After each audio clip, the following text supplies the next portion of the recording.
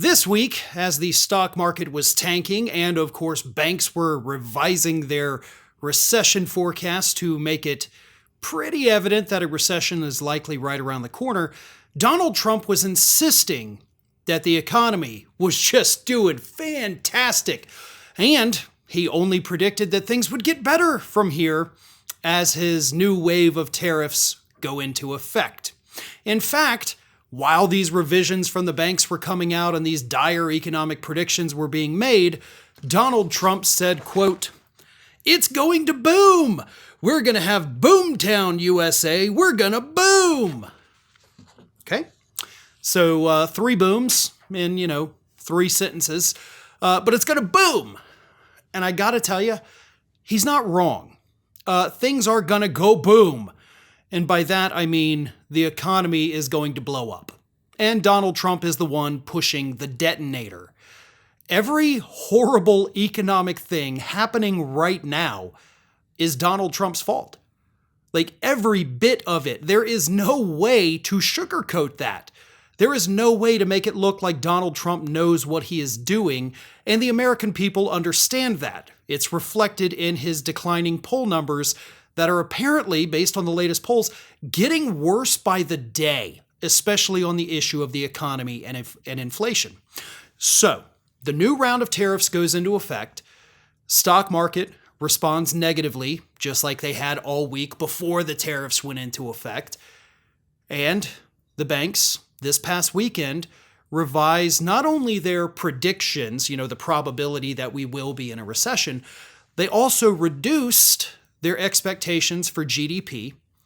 They have reduced their expectations for the number of employed Americans, meaning they expect jobless numbers to go up. To put it simply, every possible economic indicator, which can say things are good or things are going to be bad, has gone from things are good-ish to it's going to be bad.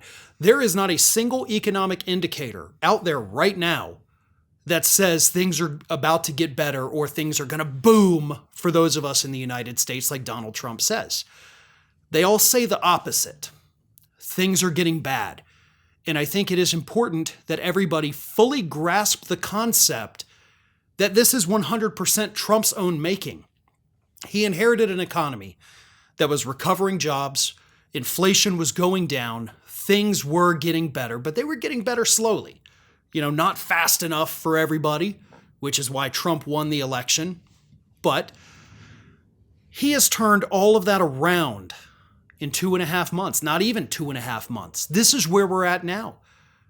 Between the tariffs, and the deportations, the firing of tens of thousands of federal workers, all of that is contributing to the downfall of the United States economy. And it didn't take him 6 months to do it. It didn't take him 18 months. He did it in 2 months. How many times have we seen the stock market tank since Donald Trump got sworn in? I mean, at least 6 times at this point. And things are only going to get worse because this man seems to think that tariffs are the solution to everything. They're not. Unless the question is, how do you tank the economy the fastest in the United States in the year 2025? Then tariffs, of course, are the answer. But he's not backing down. He insists that everything is fine while the room around him burns to the ground. He's literally the "this is fine" meme. But he doesn't see it that way, which, of course, is the worst part of it. Because if he understood the damage that he was doing, maybe he'd be inclined to stop. But since he refuses to see the error of his ways, things are only going to get worse from here. Are your emails truly private?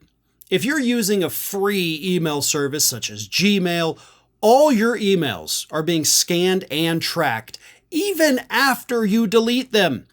Big tech tracks everything, your plans, your purchases, your confidential messages, building profiles to sell to advertisers or hand over to who knows who. More and more people are realizing that free email comes at a cost. They're ditching big tech and looking for privacy-focused alternatives. They want to decide who sees their information, and they want that control back. That's why I recommend StartMail. They've been a trusted name in secure email for over a decade now. And here's a key detail. StartMail is based in the Netherlands, a country renowned for its strong data and protection laws. Unlike big tech email, StartMail never scans or tracks your emails. StartMail blocks invasive tracking pixels in emails, protecting you from being monitored by companies and hackers. When you delete an email in StartMail, it's actually gone for good, ensuring your data remains private. StartMail really goes all in on privacy. They've got a bunch of great features like unlimited aliases to keep you anonymous and, of course, strong encryption to protect your emails. Moving to StartMail is hassle-free. With just a few clicks, you can easily migrate all of your existing emails and contacts to StartMail. So try StartMail for yourself, completely free for 7 days.